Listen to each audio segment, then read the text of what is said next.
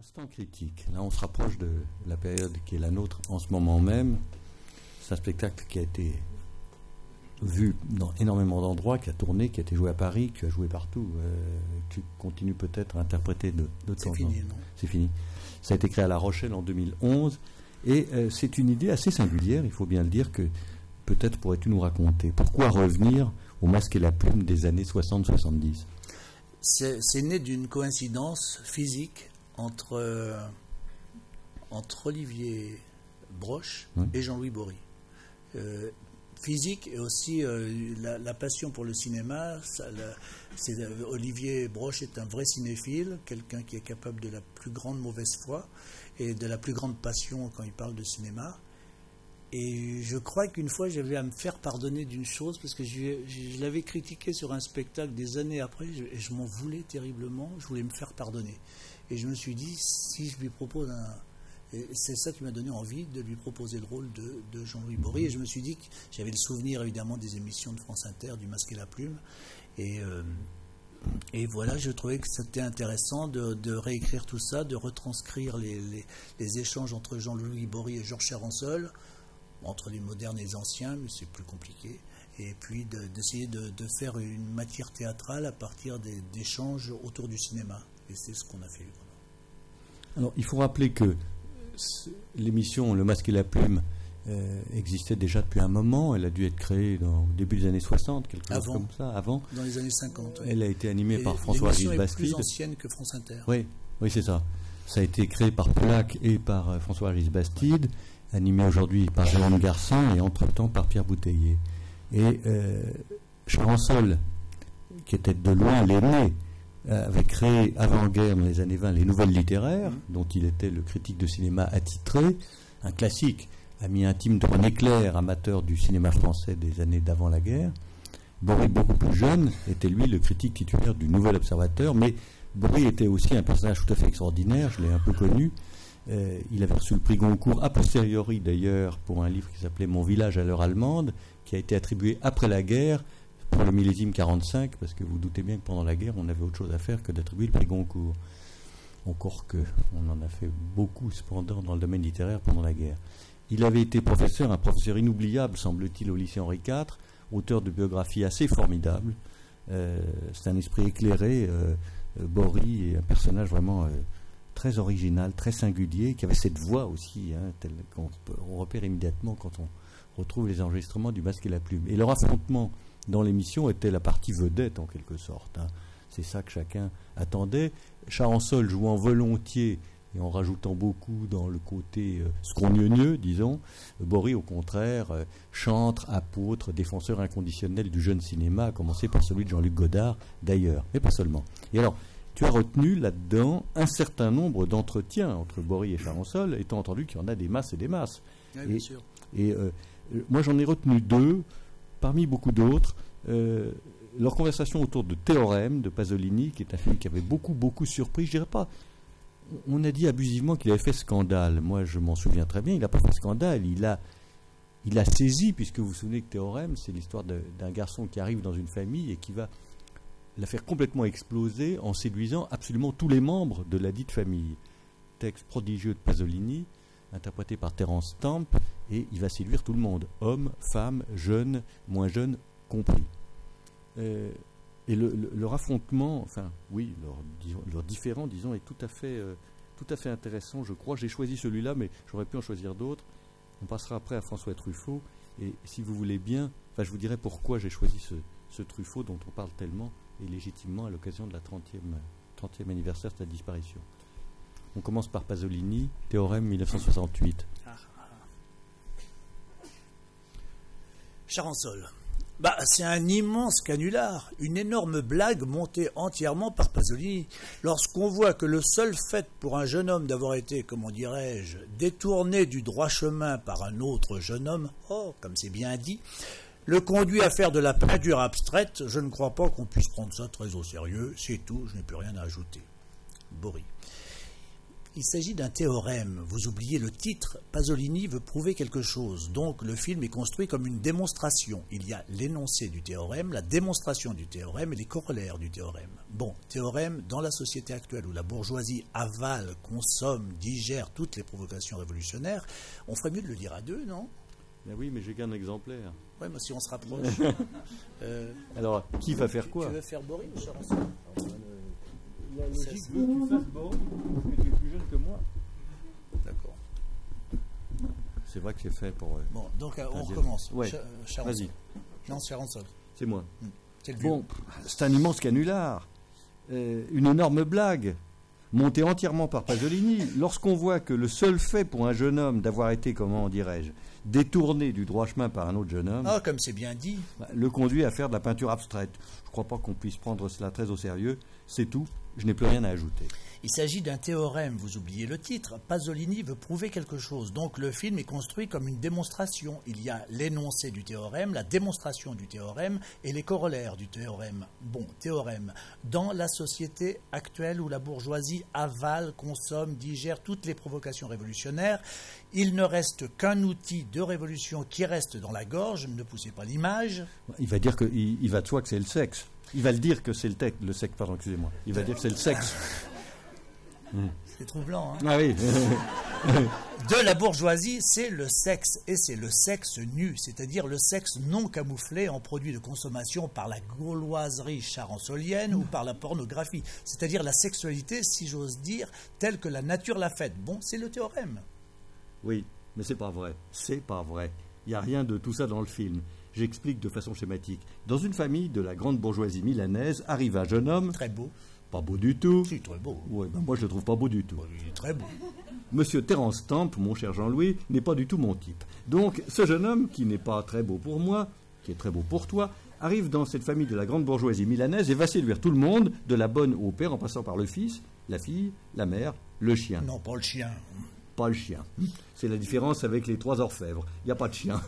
La mère devient nymphomane, la bonne devient une sainte, le père se met tout nu dans la gare de Milan avant de partir dans le désert, la fille va faire une sorte de coma hystérique et le fils va devenir un peintre abstrait. C'est là où Charançol offre le spectacle le plus abominable que puisse offrir le français poujadiste non intellectuel. Le théorème est donc celui-ci. Pour provoquer le scandale, donc une révolution nécessaire, il faut recourir à ce qui reste encore scandaleux dans notre société qui avale tout. Il va dire que c'est le sexe. C'est donc la provocation sexuelle. Voilà le théorème. Démonstration, un jeune homme sexuellement séduisant. Oui, bien moi. Mais Charançol, on ne vous demande pas d'être habité par la grâce. Un jeune homme sexuellement séduisant arrive dans une famille qui dort, si vous voulez, dans un monde capitonné par la richesse, les valeurs, les conventions bourgeoises que personne ne songe à remettre en question. Ce personnage, uniquement par cet outil, nommément désigné, parce qu'il s'agit de ça, va par conséquent provoquer le scandale de façon systématique chez la bonne, chez le fils, chez la fille, chez la mère, chez le père. Chez le chien. Pas le chien, traduit en accord avec le théorème, il couche avec la bonne, avec le fils, avec la fille, avec la femme, avec le père. Non, il s'agit du passage d'un ange. C'est ça qui a provoqué le scandale. C'est une révélation biblique. La révélation du Christ considérée comme un scandale. Bon, la transposition moderne, c'est donc cette révélation-là qui va provoquer le scandale et c'est démontré par le corollaire, c'est-à-dire jusqu'au côté absolu qu'à toute démonstration mathématique. Le scandale chez la bonne, c'est le scandale chez la bonne, c'est le scandale de l'anticartésianisme poussé jusqu'à la sainteté quasi médiévale. C'est la pauvre demeurée qui va acquérir les écrouelles et flotter dans l'air. C'est une démonstration. Mais il n'y a rien de tout cela dans le film. Mais oui, le scandale de l'anticartésianisme, deuxième démonstration. La fille, elle aussi, scandale de l'anticartésianisme, mais traduit sur un autre plan qui est l'hystérie, qui relève de la clinique. Bon, troisième démonstration, il y a le scandale sur le plan moral et sur le plan de la convention sociale. C'est la grande dame de Milan qui va lever les minets à la sortie des églises. Bon, pour ça, il n'y a pas besoin d'un événement sensationnel, ça arrive souvent. Oui, mais elle ne fait pas ça dans le même esprit de scandale. Tu n'as pas vu que c'était une sainte. Ouais, et en plus, elle paraît totalement insatisfaite par ça. Mais c'est l'absolu. Les minets ne suffisent pas à contenter l'absolu de cette dame. Bon, ou alors il en faut des régiments. Ah oui, c'est pour ça qu'elle rentre dans les églises. C'est bien ce qu'on voit dans le film. Bien sûr, et la dernière démonstration, à mon avis, la plus belle, c'est le scandale social et politique. C'est le propriétaire d'usine abandonnant l'usine à ses ouvriers et qui part dans le désert en se dénudant comme Job sur son fumier. Oh. C'est la gare de Milan qui est le fumier actuel. Bon, c'est une démonstration, c'est un théorème. L'admirable est que traduit en mots, en effet, ça peut pas ça peut prêter au ricanement. Mais là où le film de Pasolini est extraordinaire, c'est que les images, parce qu'il s'agit de ça, les images font passer ce truc qui réduit à l'anecdote et à la démonstration est en effet énorme dans le sens flaubertien du terme. Mais tout ça, Jean-Louis, ça n'existe que dans ta petite tête. Non, oui, Jean-Louis, dans ta petite tête. Non, Tout ça n'existe que dans ta petite tête. Non, mais qu'est-ce qu'il y a dans cette petite tête-là? Non, mais... Formidable.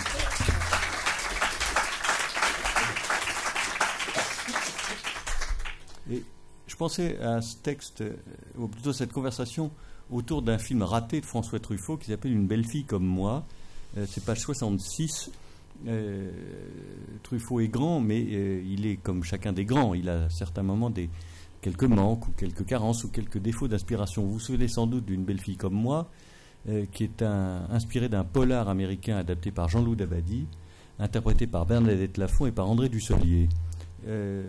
Et c'est vrai que le film a du mal à prendre. Très curieux, parce que Truffaut était un formidable artisan. Alors, voici ce que Bory et Charançol en disent. On commence ça? Oui.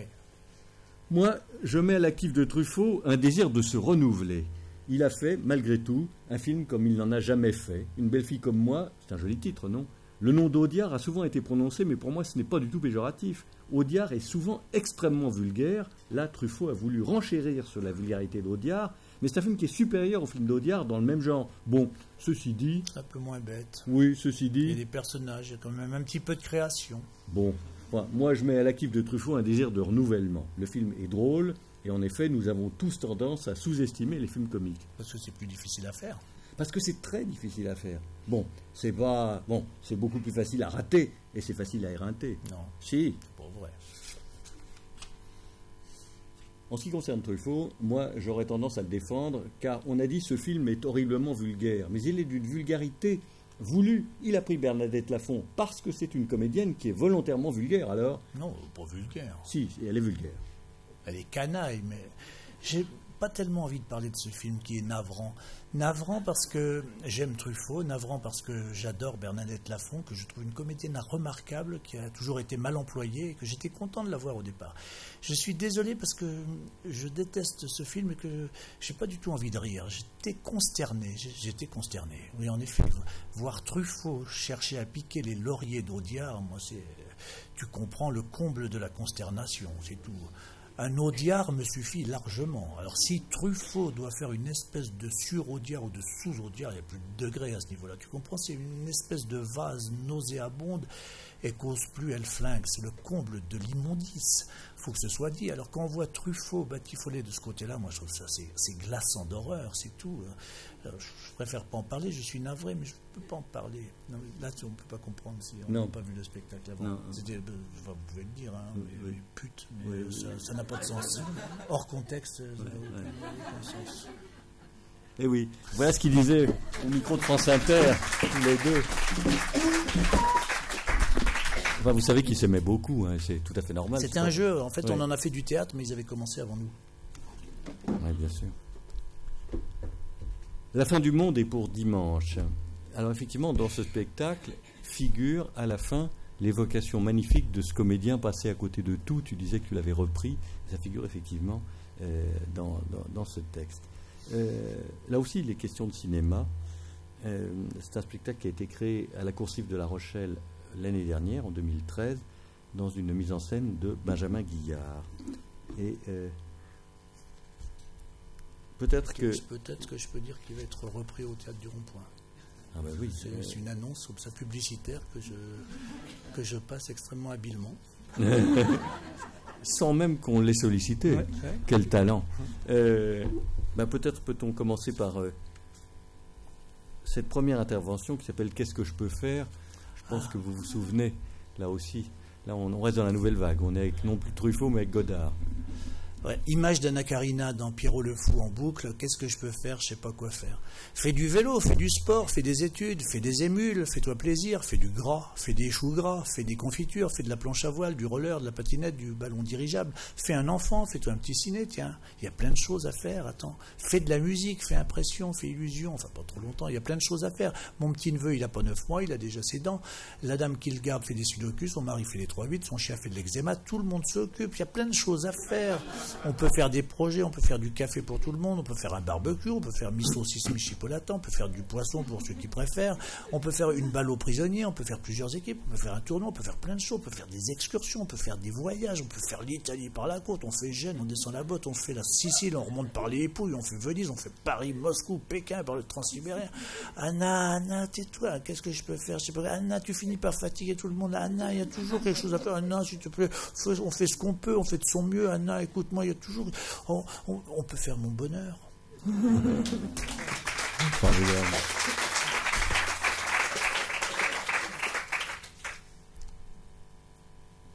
Tu vois, gamin, tu vas te coucher un peu tard ce soir, mais je voulais que tu vois ça.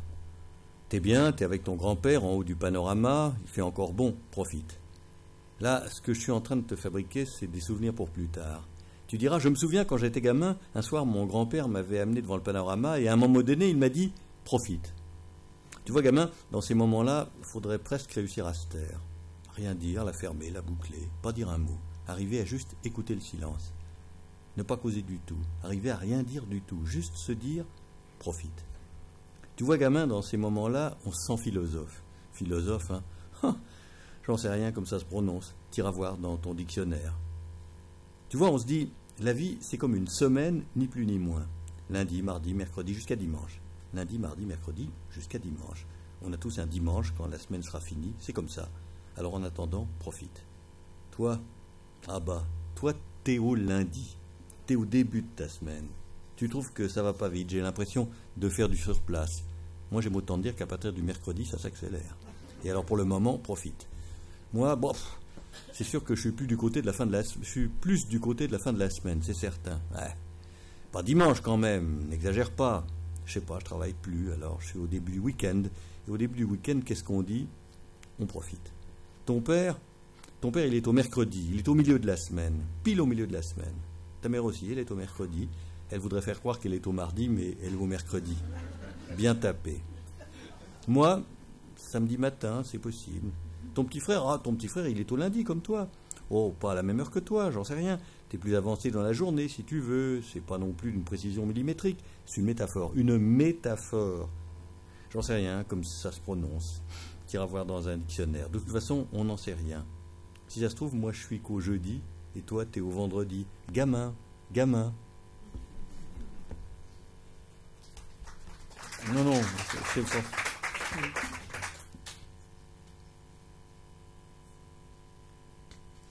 Je vais vous lire celui-là parce que j'aimerais que tu termines avec nativité. J'aime pas le cirque. Il était une fois dans un village un enfant triste qui n'aimait pas le cirque. J'aime pas le cirque. On lui disait qu'il avait tort. Un cirque, quand ça traverse un village, ça fait rêver les enfants des villageois. Avant l'arrivée des artistes, des éléphants et des chapeaux haute forme remplis de tourterelles et de lapins, l'effervescence se lit sur les visages. Ah, les affiches sur les platanes, les clowns sur les réverbères, roulement de tambour, bientôt dans votre ville. Un cirque, quand ça traverse un village, c'est un vent de folie qui vient souffler sur l'ordinaire. Les plus grands artistes, les plus grands numéros, les plus exceptionnels, les plus sensationnels. Un cirque, ça craint pas l'hyperbole. Il était une fois dans un village un enfant triste qui n'aimait pas le cirque. J'aime pas le cirque, qu'il disait. Le cirque, ça pue, ça sent le fauve et la pisse, le crottin de cheval et la rancœur. Ça sent la mort. On lui disait qu'il avait tort. Le cirque, ça sent la poudre de maquillage, la barbe à papa, ça sent la joie, l'insouciance, l'émerveillement. Le cirque, ça respire la vie, ça respire la fête, ça respire l'amour. Non, il n'était pas d'accord. J'aime pas le cirque, qu'il disait. Avec son imaginaire à 2 balles, ses habits de lumière rapiécés, ses panthères anémiées, j'aime pas le cirque. Ça sent le fauve et la pisse, le crottin de cheval et la rancœur. Ça sent la mort, disait l'enfant triste, qui n'hésitait pas à se répéter quand il était content de sa formule. On lui disait qu'il avait tort. Le cirque, ce sont les travailleurs de force au service du rêve. Des gros culs dans la nuit qui battent la campagne, des bras de chemise qui s'acharnent à coups de maillet, à coups de pieux enfoncés, à coups de sang. Un chapiteau qu'on monte, c'est un monument dressé pour saluer l'éphémère. Le cirque, ce sont des forçats au service de la magie d'un instant. Mais non, l'enfant triste n'était pas d'accord.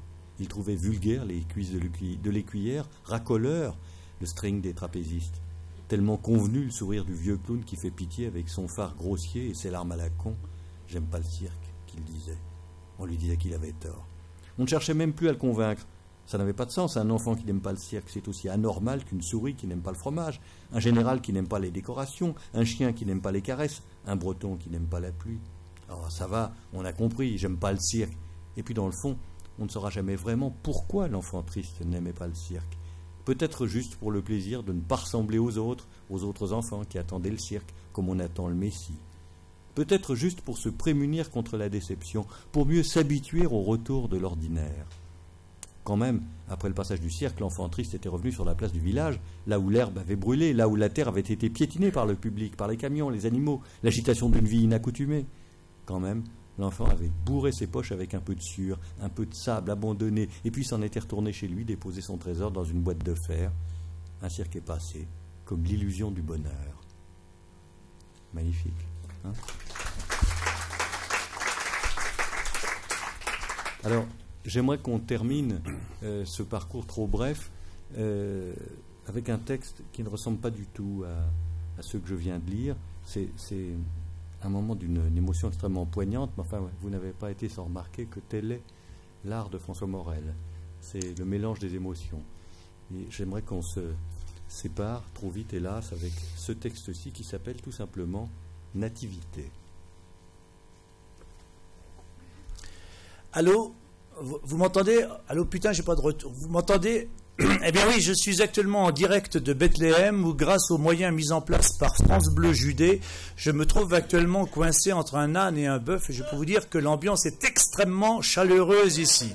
À quelques instants, semble-t-il, d'un heureux événement, la naissance d'un bébé, ce qui est toujours, vous en conviendrez, un moment extrêmement émouvant. La maman est une toute jeune femme prénommée Marie. Elle est actuellement en train de feuilleter « J'élève mon enfant » de Laurence Pernoud. Quand tout à l'heure je lui ai demandé « Alors, c'est pour bientôt la naissance », elle m'a repris en disant « Je préfère parler de nativité ». Un peu de préciosité, donc chez la jeune femme, naissance, nativité, pourquoi pas nativitude, un manque de simplicité dans l'expression, curieusement associée à une absence totale de connaissances en matière sexuelle, puisqu'elle m'a soutenu qu'elle était vierge. Lorsque j'ai contesté, je me suis fait remettre vertement à ma place, notamment par l'âne et le bœuf. Alors je dois dire, pour être tout à fait honnête, que je n'ai pas très bien compris le fonctionnement de la cellule familiale. Il semblerait que le monsieur que j'ai pu rencontrer, un certain Joseph Charpentier de son état, ne soit pas exactement le père de l'enfant, qui serait en réalité un certain monsieur Dieu, visiblement toujours invisible. Alors, il doit s'agir d'une famille recomposée, comme il en existe tant, et je ne me risquerai pas à faire le moindre commentaire, même si on peut effectivement trouver dommage que monsieur Dieu n'ait pas cru bon d'être physiquement sur place et apparemment ne donne jamais aucun signe de vie. Alors, si c'est un garçon, il s'appellera Jésus.